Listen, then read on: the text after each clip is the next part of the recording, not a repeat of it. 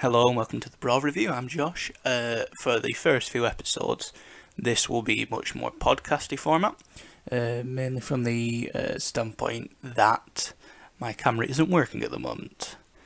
Best laid plans of mice and men, but essentially, the reason I wanted to do this was about 3-4 years ago, I knew virtually nothing about films. I probably watched the same 20 films on repeat.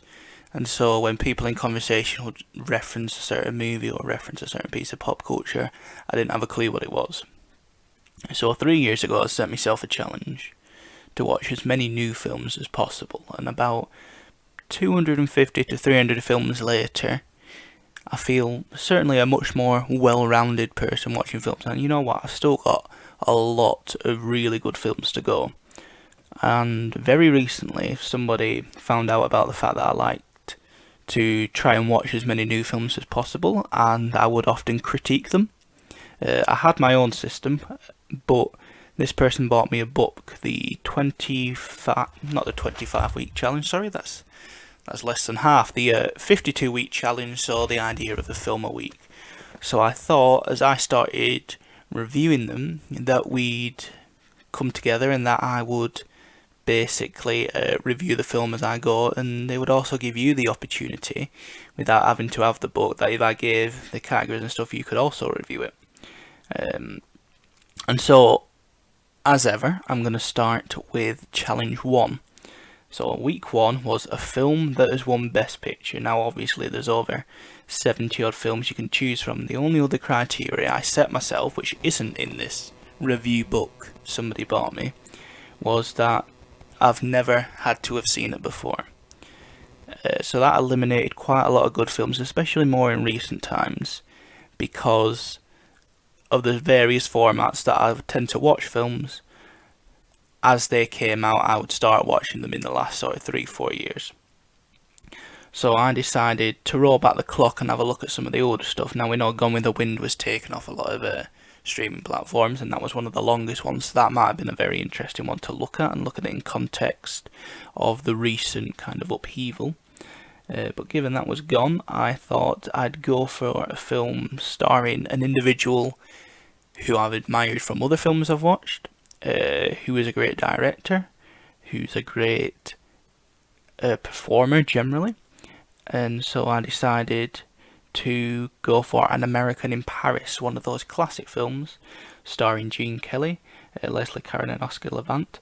And the premise of it is essentially that a man was fighting during the war in Paris and decided to stay and became an artist when he meets a woman who wants to change his life and wants to make him into a world famous artist.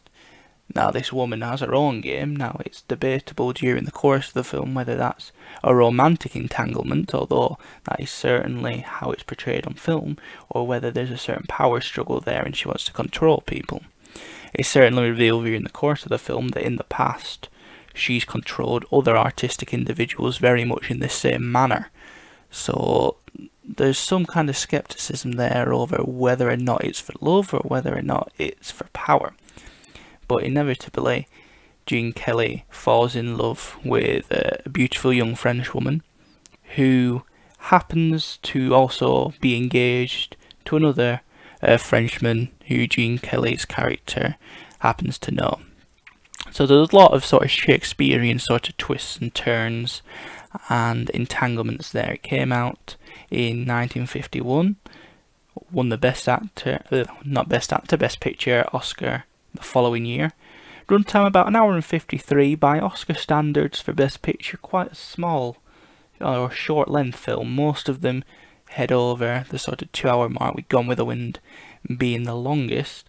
These days rated U at musical, and the day I completed this challenge, because I've since deciding to do this, I've done a couple of the challenges going on, but the day I completed this challenge was the 13th of September.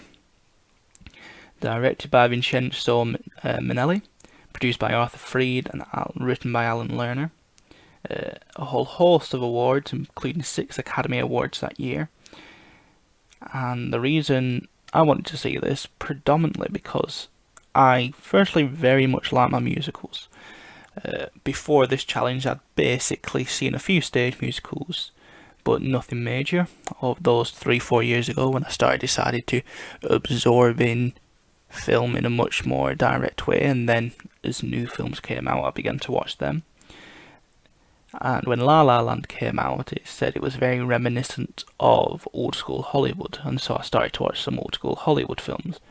In particular, films like Singing in the Rain, The Music Man, those kind of big, bombastic, over-the-top theatrical Hollywood films, and they really intrigued me. And so when I got the opportunity for a film that's won Best Picture in Challenge 1, I decided that An American in Paris was a classic that I just hadn't seen before, hadn't got around to it, and so it was time to come across it.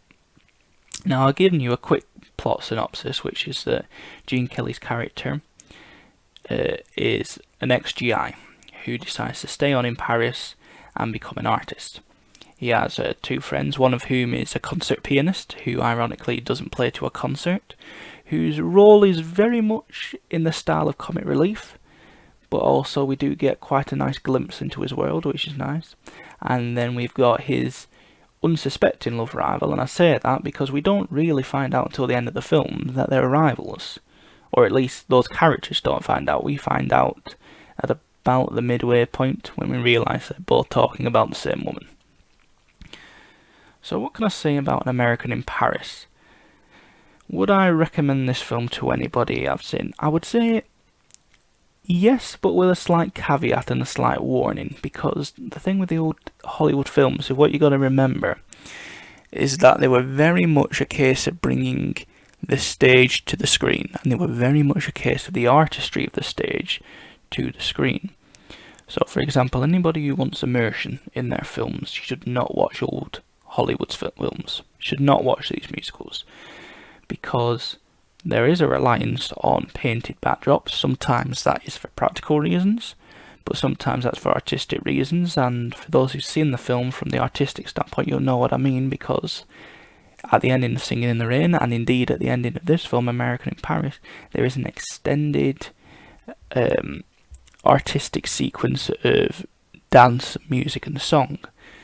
And so I would say from that perspective, it is only realistically, if you like that spectacle, if you like the roundness that theatre can offer, that stage can offer, that myriad of skills, that you watch this, because there are sequences where it is essentially an opportunity for the characters to sing, or an opportunity for the characters to dance, with plot threaded between them. Now that isn't to say the plot isn't good. The plot, as I said, is a very Shakespearean twist, and it's become a staple of Hollywood and a staple of classics, where you've got these two men fighting over the girl, except the uniqueness of An American in Paris is that they're never fighting, these two men.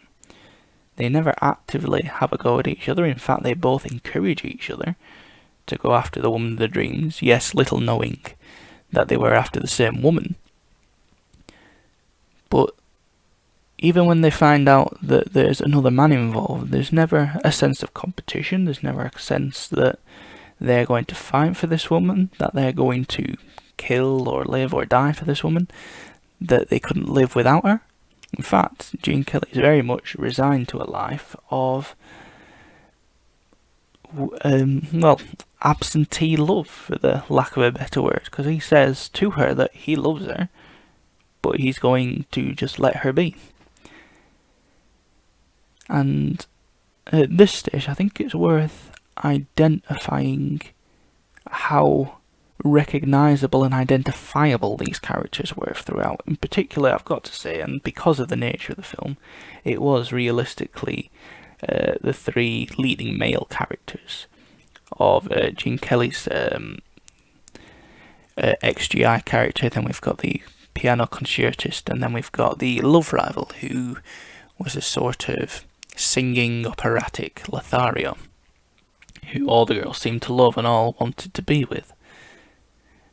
Because there's a sense of a dream that you have, but hasn't quite come to fruition. We have the budding artist who wants to be sold, wants to be recognised, And then when that dream gets realised, he finds there's a lot more strings attached and there's a lot more hardship to come. Now, we never actually get an answer to whether or not he becomes a successful artist.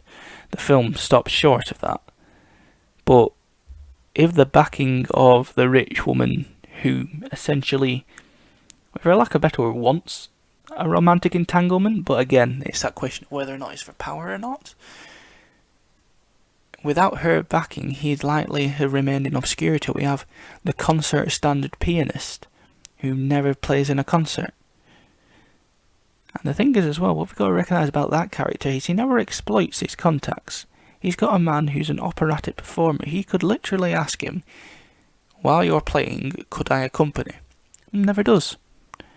And I think that says something about either the lethargic nature of the character in and of itself, whether it speaks to the idea of that be careful what you wish for, because once he's on stage, whether or not it will live up to his expectation, because him being a concert pianist is very much a dream, and he has the skills to make that dream a success, and yet he spends all day either in a cafe smoking or above it playing different songs.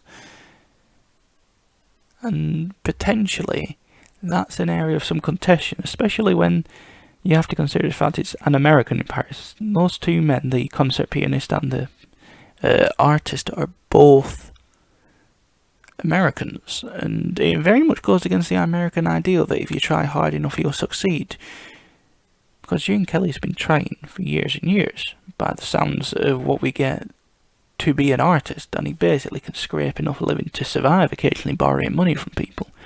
You have the concert pianist who has the skills, who has the ability, but yet still won't be a pianist at all. So there's a real question in there, in particular for a film released in 1951, that questioning of the American ideal in a time where America was actually booming. It's a very interesting position for the film to have taken, and rather thought-provoking in that regard. But those three main characters, and then of course, I didn't touch on the opera Lothario, who on the surface would have all his dreams come through, and yet he wants a married life, he wants a wife, he wants that love in his life.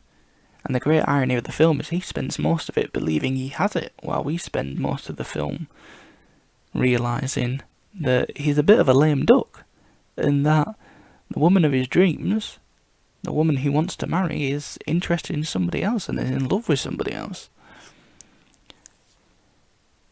So there are a lot of sort of memorable characters and very much influential, and I would say oddly, no, I'm not going to say too oddly, but oddly for a film released in 1951, there is a lot of recognisable characters, and also that a lot of questioning the status quo in nature of authority, which you don't really see in big Hollywood style films, especially ones which are essentially there to serve as a piece of entertainment for 2 hours.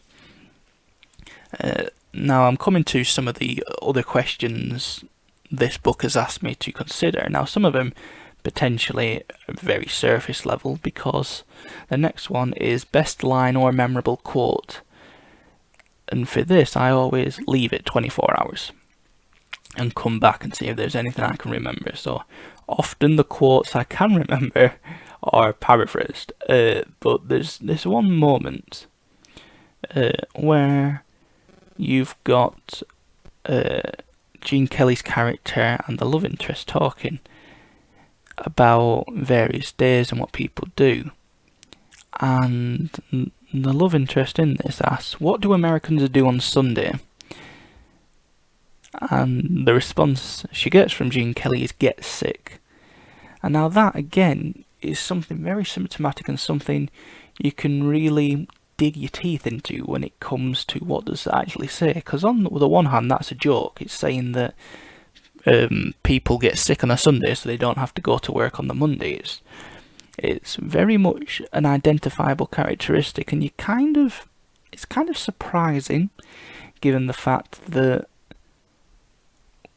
when you study the 1950s, in particular in America, through history, it's one of these times where people say it was the most industrious, the most hard work, and it's where America thrived and soared. It's the golden era of American commerce, American industry, American economic growth. It's really that linchpin of the American dream with the 1950s, where anything could happen. It was where young people and youth culture and the idea of the teenager began to develop because it was so much work. Young people started to work, they started to earn money. And so in an era, in particular in 1951, but what you've got to remember is the post-war boom. America was probably the only country to come out of World War II richer than when it went in because of its war industry, because of its economic plan. And so when you've got a country that's so prosperous, identifying a trope that we'd probably more consider with the modern era, that people are very lethargic and they don't want to work and they don't want to be prosperous, you've got to firstly question whether or not that era was as prosperous and economic as people like to remember and people like to think. So from a sociological standpoint, that line has quite a lot of implications. But it's also very recognisable. Times change a lot. And there are attitudes in this film, and there are moments which are now questionable from modern context and modern audiences' eyes. And so, when we've got a point being raised, or just a throwaway joke to go, Americans are lazy, and they don't want to work, it's really rather interesting to see that connection to the modern day, because we would say most people in the UK, because I'm living in the UK, English citizen as it were, from the Northwest, if anybody is interested. For anybody overseas, the Northwest is the region where the accent from Game of Thrones comes from, for Sean Bean and the rest of the North. But as a UK citizen, and again we have a lot of identifying characteristics and a lot of identifying cultural connections with America, to see such a common thread being woven, it was a really interesting line. So that was one that on the surface looks like quite a throwaway question for this book that's aimed at helping review, but actually it gave a lot of insights into it. The next question it then asks is, were you surprised by the ending and what would you do differently? Now, the ending is no surprises for a Hollywood film. Everything wraps up with everyone being content. The love interest happily gives way to Gene Kelly. The love rival happily gives way to Gene Kelly's character, and the romantic pair that we've been following get together. There's obviously, as I said, that very artistic cinematic sequence, but essentially the film wraps up with everybody being very content, and again it's that very atypical ending for a film, minus the extended sort of ballet dance interpretation sequence where you can really gather the emotions of the piece. Now from my perspective, that dance was very much a summation of the characters' loss during the film and the idea of emptiness and then finding each other. It's a romantic concept and it's very nice for the film. It's a romance after all, as many musicals are. But there's nothing I would have done differently within the context of the film, because naturally it won Best Picture. Now that doesn't always mean it's a good film, but what you've got to say from a critical standpoint is the way that they've shot the film and put it together succeeded. There wouldn't be many changes I would make either to the ending or the way it wrapped up, but obviously with the view of hindsight and the cultural changes that have happened over the last 69, 70 years, we can really view some scenes as much more problematic. And again, this is going to come up time and time again, especially when people watch older films. There are views and attitudes and basically general tropes that just fall by the wayside. So for example, during the early stages, Gene Kelly falls madly in love with this woman he doesn't know. Now this woman is, I think, 18 or 19 within the context of the film, and Gene Kelly is very clearly within his 40s, so we've automatically got that age gap. Now that age gap in and of itself isn't problematic, but it comes within that wider backdrop and wider context of much older men and much younger women becoming sort of a Hollywood norm, and that's a norm that persists to this day. Most commonly, I think, referenced is probably the Colin Firth and Emma Stone romance in, I think it's Driving in the Moonlight. I think it's something along those lines. I do apologise to anybody who, if I've got that wrong, but as I say, it's very much off the top of my head, but that's the most common example of a modern one I know. You've then got Funny Face, a much older example, but that was a very old actor, Bing Crosby, and a very young actress, Audrey Hepburn. And there's a very common trend of very much older men and younger women, and that has knock-on implications, of course, for female representation. So there are issues around the general casting of those films, but again, that's not a factor we should ever hold against it for the fact of the time it was being made. And I don't agree with the culture of banning or changing or altering films or TV from the past simply because they don't fit with modern expectations and modern values.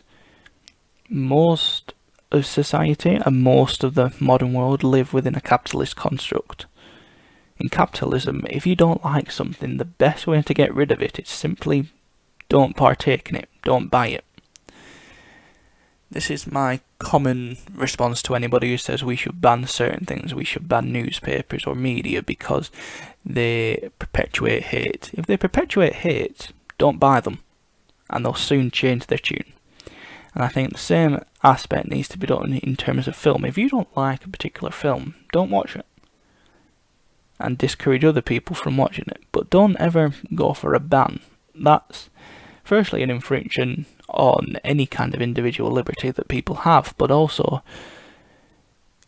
realistically there is a lot in particular of academic context you can get out of much older films. We can actually get a much clearer understanding of modern society and how it's developed based on those past experiences, and you don't have to watch a film and like its messages. And the fact that most people could watch a film and go, that is wrong, proves modern mentalities have changed. So for example, I about a year ago now introduced my sister and my mum to the film My Fair Lady, another musical, which has significantly terrible messages in terms of female representation, female empowerment, and also male attitudes to women.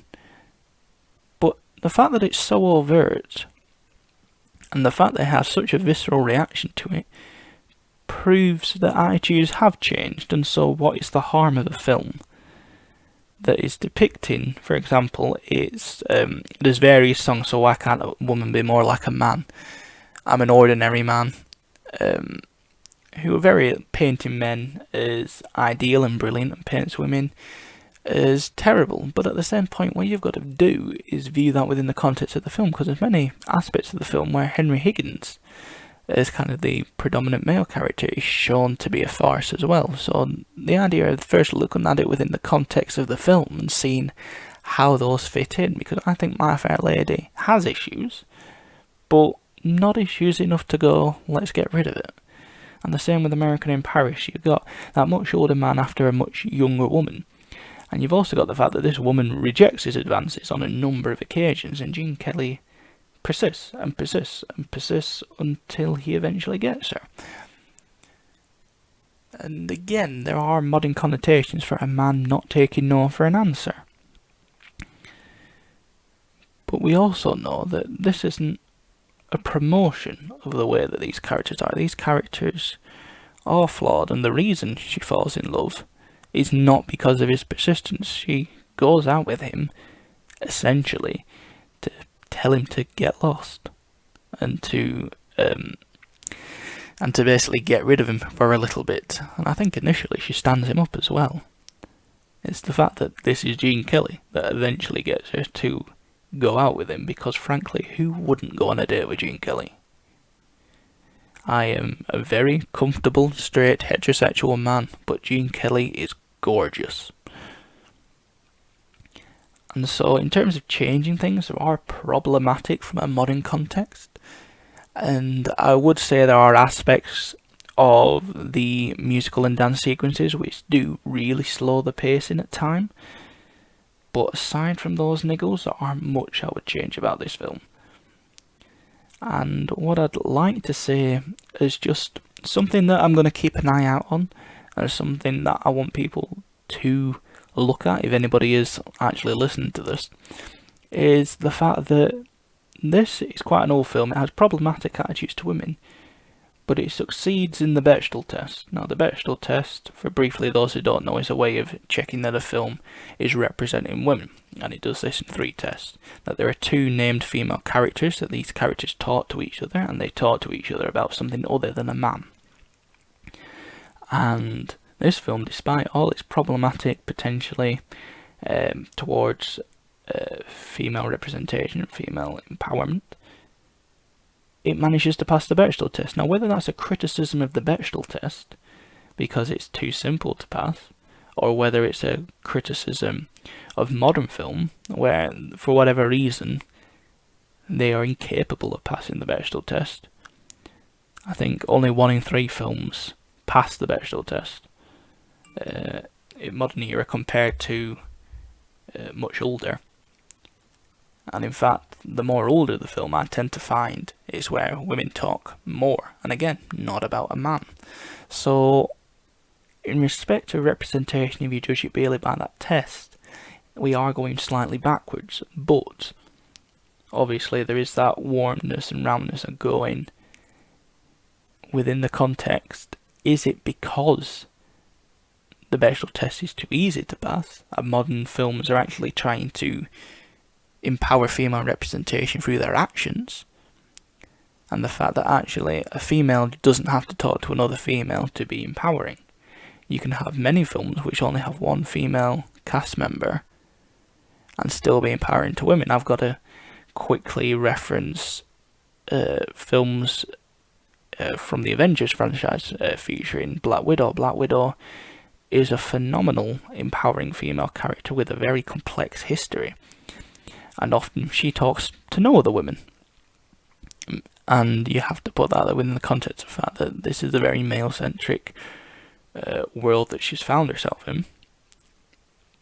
And a lot of male egos, in particular from when she was young and from being a sort of assassin era. And so when you look at it within that context, she's a very interesting, very developed character, but often doesn't speak to women. So does that diminish her representation? Now, I've gone slightly off beat there, but it's a theme that I think I'm going to find as I look through a lot of older films where they are successfully passing the Bechdel test time and time again, but obviously have questionable attitudes to women as well. Now, have I watched any other of... The question that now comes up is, have I watched any of the other Best Picture nominees for that year? And the answer very simply is no. Not from the perspective of either I've not watched them in the past, but it's the fact that I haven't watched them on that implication of I'm trying to stick adhesively to this challenge as possible. So over the next year I will only, unless there's a particular new release that fits in with one of the years, one of the challenges, sorry, not one of the years, that fits perfectly with one of the challenges, unless that happens, I want to stick as adhesively and coherently to this as possible. And the last question, it goes, do you feel they deserve the award? Why or why not?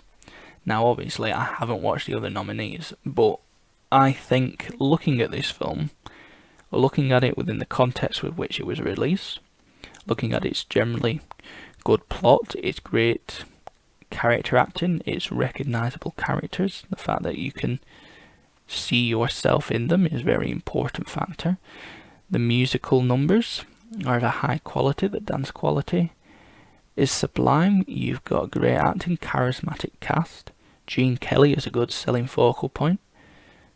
You've got all the common factors that would make a fantastic film. And if American in Paris was released today within that same context and actually almost subvertedly looking at those same issues that American in Paris raises, I would be surprised if it wasn't nominated for Best Picture and never mind win. Of course, we're looking at a very different movie backdrop these days, and we're looking at a very different cultural climate.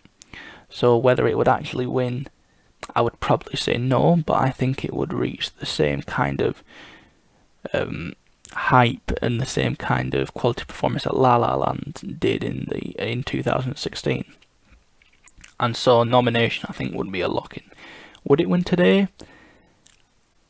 Updated in terms of quality, just in terms of the actual visual quality, the score, the sound, the actual cast, I think certainly nomination. But I think one of the key factors that made this film work is Gene Kelly's involvement. And I will never stop apologising for saying how phenomenal an actor he was, how phenomenal a director he was. And he was a problematic character in and of himself. I know Debbie Reynolds went on record of going that this man drove her insane during Singing in the Rain because of what a perfectionist he was and how many takes they would do to try and get something right. So he was a perfectionist. But at the end of the day, true art does come from being that perfectionist, having that care and attention. And so I would say, beyond shadow of a doubt, that this film deserved the award. It's hard to see how any film would have beaten it.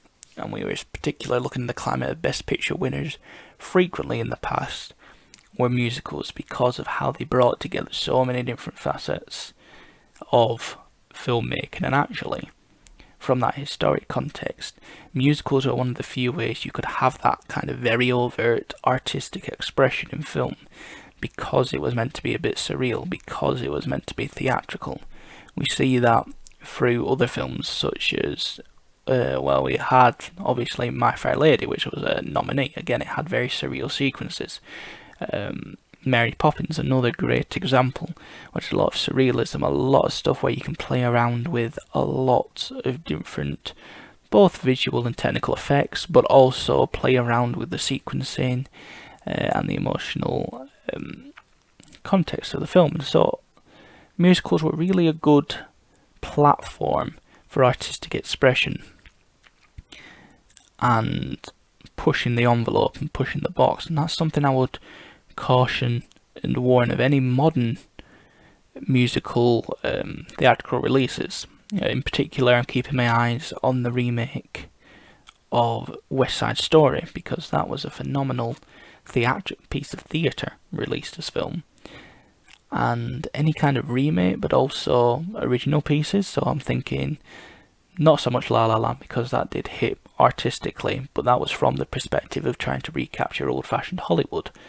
But for example, The Greatest Showman captured people's imaginations and thoughts, but critically didn't do very well, because realistically it was a very sort of naturalistic film with music and dancing sequences just thrown in as a bit of an afterthought. And the fact that the character of P.T. Barnum in that film was very problematic in and of himself didn't help matters. And so that would be a caution, I would say, to any modern filmmaker doing musicals, that you need greater substance just behind the singing, just behind the dancing, and there is that substance and there is that artistic merit in An American in Paris. And lastly, it asked me to give my star rating. Now, because of the issues I've raised in terms of pacing, because of the issues with some sequences being there slightly self-indulgently, there's certain sequences where it's an opportunity for Gene Kelly to just show off the fact that he's a great dancer and a great singer.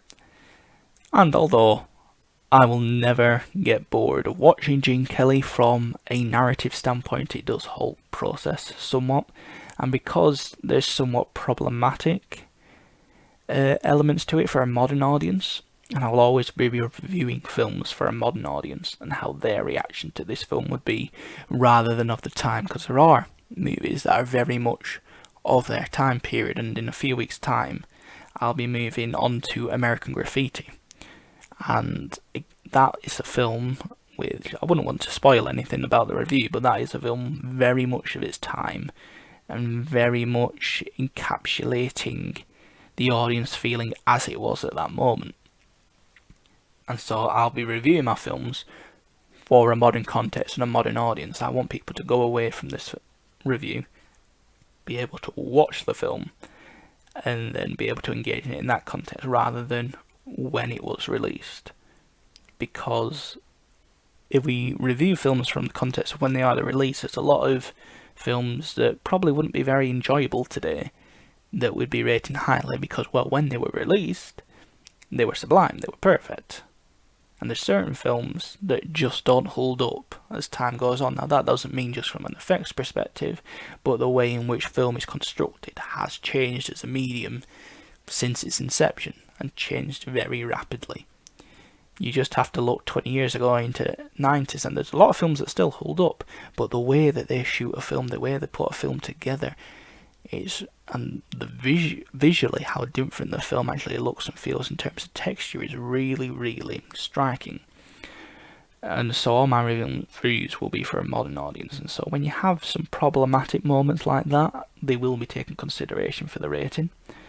But this is still a piece of sublime cinematography, and it still holds up and it's still enjoyable, and it's one of those films, I think, that is perfect for a Sunday afternoon. Sitting with your family, watching people perform, people sing, dance, and just enjoying the sheer wonder. And although the plot, as I say, is Shakespearean in element, because it wraps up with that nice, warm, happy ending, it's a very nice film to watch with the whole family. And because of how sublime so many of the different elements are and how overt it is, and putting them together, I have to give this 4 stars out of 5. Thank you very much for watching. Well, listening. We will be watching, hopefully, I would say by week 5, because I have a lot of issues with the visual equipment, and hopefully you'll get to see my beautiful face in a few weeks' time. For anybody who is watching, you don't have to watch. I'm very happy if nobody ever watches this, but you know, this is just for me verbalising my thoughts. But if anyone does watch, please comment, as this will be more podcast format for the first few weeks, until you get to gaze at my beautiful visage. Thank you very much for watching, or listening rather, and I'm just going to scroll ahead to next week to see what we've got. So week 1 was Best Picture, and week 2 is going to be a movie classic. And so next week I'm going to be giving you my review of a 2001 A Space Odyssey. Yes, I should have watched this before, but we can live and learn. I hope you've enjoyed listening, and I'll see you hopefully for the next 51 weeks. Goodbye.